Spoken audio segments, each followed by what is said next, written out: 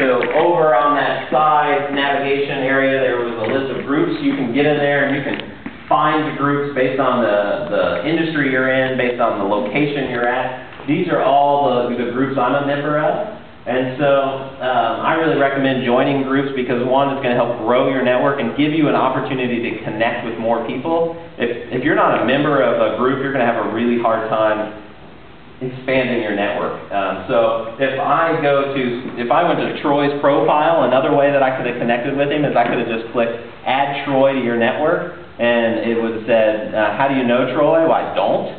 But I could have selected, Troy, we're both a member of the Central Ohio PRSA, and then I would have the opportunity to write a personal note. So it's another way to connect. I know the Greater Springfield Chamber has a new group on LinkedIn, so you can go back today, and that's probably the first one that you'll join.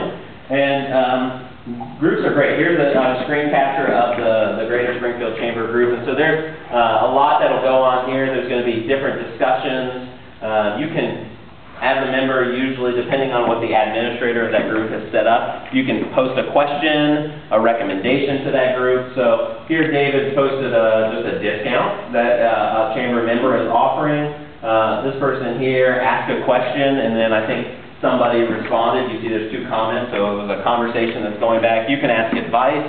You could ask, does anybody know a good company to work with for this type of thing? You could probably get on there and do that. The Springfield Chamber might post jobs, they might post different news, and when you log in to that original, way back when I said, oh, I log in and I see what's going on, one of the areas that I'll see are my group updates, and it'll say, David Zach posted a new discussion item to the LinkedIn Springfield group. So that's another area that I'll see when I log in on LinkedIn. Another example is not just local groups, but national groups.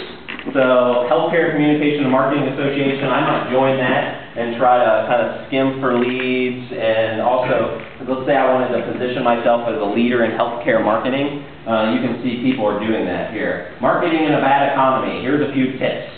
And people just asking a question, kind of scanning the kind of back of the envelope research real quick.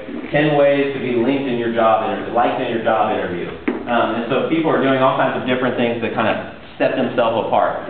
Again, I don't recommend dumping hours into this kind of thing because I haven't heard or read about crazy success stories where somebody, that's all they do all day is post answers and resources on LinkedIn. But it's an interesting test. I'd recommend giving it a try in a couple of groups and see what happens, and maybe something will come out of it. Any questions about groups? Kind of sometimes it's a confusing thing to